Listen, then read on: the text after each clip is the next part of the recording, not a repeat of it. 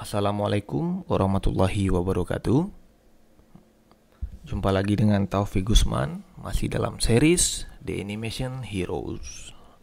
Kali ini kita materinya tentang membuat animasi dengan menggunakan karakter Tailball. Oke. Nah,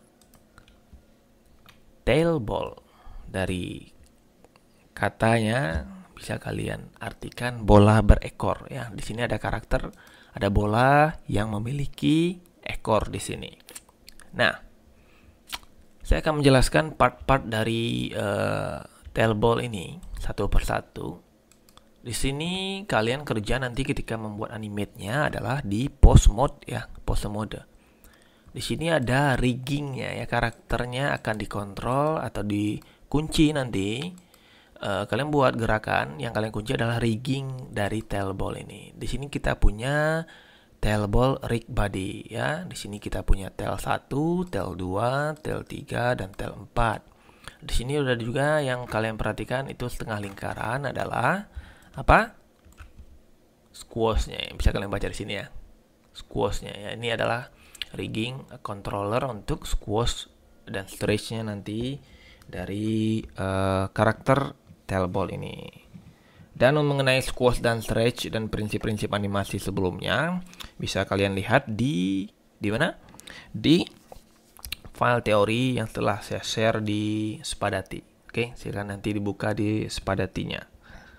Nah, squash dan stretch ya, itu adalah salah satu prinsip animasi, teman-teman. Ya, yang memberikan efek seolah-olah objek itu memuai dan menyusut ya, sehingga memberi efek gerakan yang lebih hidup ya. Ya, penerapan ini squash dan stretch ya pada figur atau benda hidup, misalnya manusia, binatang, creatures akan memberikan ini ya, efek dinamis sehingga gerakan atau action-nya ya menjadi seolah-olah hidup ya. Misalnya ada benda mati nih, ada cube, kotak, meja, gelas misalnya. Kalau kalian kasih efek squash dan stretch, maka seolah-olah benda itu tampak dinamis ya, hidup ya. Padahal sebenarnya benda itu kaku tuh. Oke.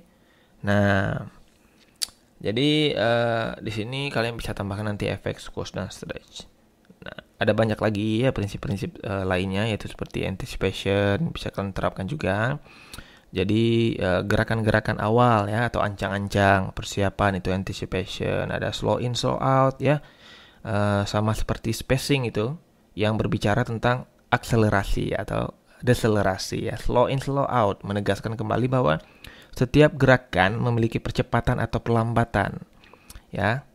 Slow in terjadi ketika gerakan diawali dengan gerakan yang lambat kemudian menjadi cepat ya.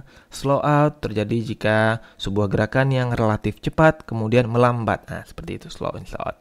Nah, di Tailball ini nanti kalian bisa gunakan juga ya prinsip animasi arch ya. Jadi arch itu ya membuat gerakan lengkung gitu ya, seolah-olah mengikuti garis lengkung atau membuat melingkar ya, atau membentuk pola elips ya, yang tidak seperti robotik yang patah-patah. Nah, seperti itu arch ya.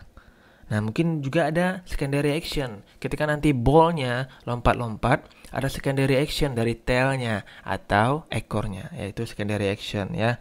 Jadi gerakan tambahan yang memperkuat gerakan utamanya gitu.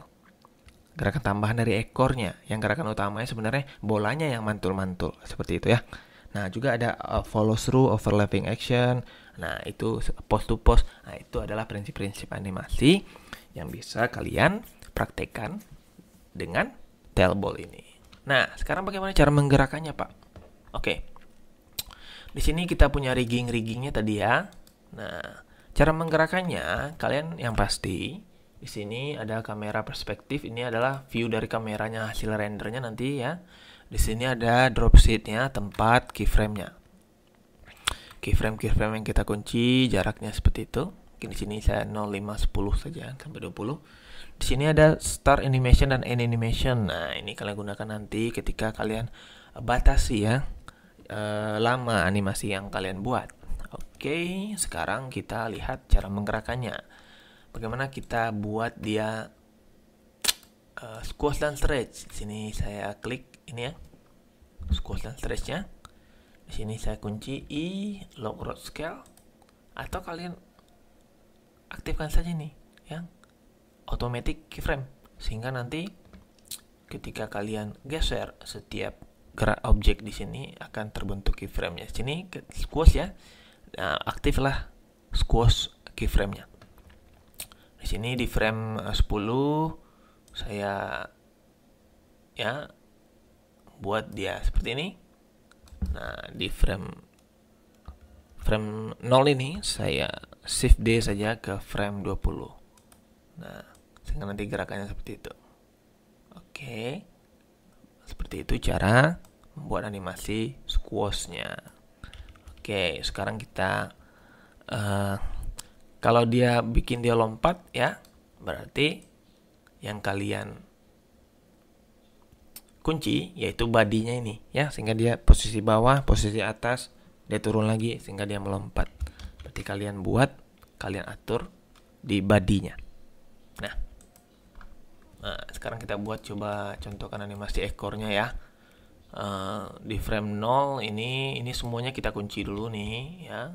Kita lock rod scale semuanya sehingga muncul keyframe-nya body, squash, tail 1 sampai tail 4. Nah, sekarang saya mau buat animasi ekornya ini ya, sebagai contoh saja. Ini saya buat bentuknya seperti ini untuk dia ekornya bergerak ke atas ya.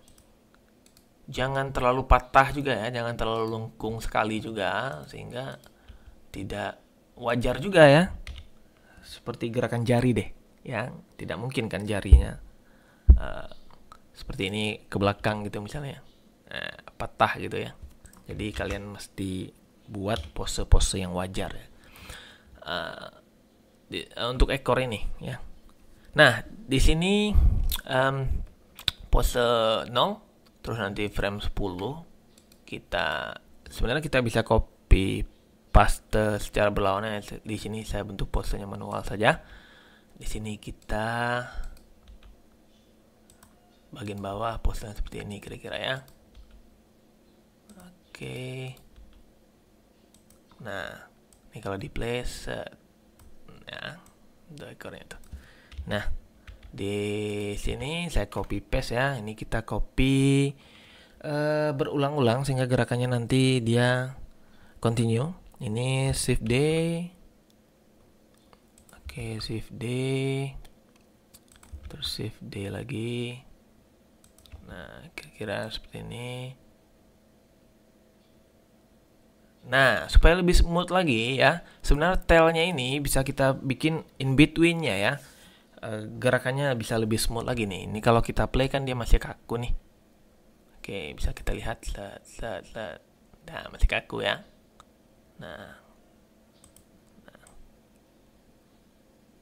Nah, ini kita bisa buat in between-nya di sini. Tail 2 ini saya blok semuanya nih. Ya. Ini saya geser 1, 2, 3, 4, 5. Atau 4 boleh juga ya, atau 6 ya. Kita lihat nanti. Ini tail 3-nya saya geser. Terus tail 4-nya coba kita play. Tuh ya, dia akan terlihat lebih smooth. Tuh. Nah ya. Berarti di sini end frame-nya coba 80. Coba kita lihat hasilnya. Ya. Oke. Ketika kalian render, nanti preview rendernya adalah kamera perspektif. Nah, di sini saya bebaskan kalian berkreativitas ya, membuat animasi dari tail ball ini. Ya, yang pasti banyak sekali referensi gerakan tail ball-nya di YouTube juga. Di sini kalian bisa lihat dari berbagai sisi. Kalian render juga nanti ya, tidak harus kameranya pada posisi seperti ini. Kalian bisa juga atur sinematografinya, apakah kameranya dari bawah juga ya ketika dia lompat, kameranya juga bisa tracking ke tailball ini, atau kameranya panning, tilt up, tilt down gitu ya, zoom in, zoom out, terserah kalian nanti. Apakah ada movement kamera juga ketika proses rendering, atau kameranya kalian animasikan juga, itu boleh sekali. Atau kalian tambahkan objek lain, misalnya di sini ya, tailballnya lompat-lompat di antara cube ya, cube dan satu ke cube yang lain, ada cube yang lebih tinggi, ada cube yang istilahnya lebih pendek, sehingga nanti tailballnya lompat ya, atau tailballnya mutar-mutar. Nah, silahkan. Yang pasti saya minta di sini adalah gerakannya itu ya jangan aneh, jangan patah-patah ya, timingnya juga pas ketika lompat. Jadi jangan salah ya pengaplikasian prinsip-prinsip animasi itu. Dan bisa kalian cek juga di teori yang sudah saya share sebelumnya mengenai prinsip-prinsip animasi. Oke? Seperti ini kira-kira ya membuat animasi tailball. Silahkan nanti kalian buat untuk tugas animasi tailball dan gerakannya bebas. Oke? Mungkin itu saja. Sekian dari saya. Sampai jumpa lagi di materi berikutnya. Assalamualaikum warahmatullahi wabarakatuh.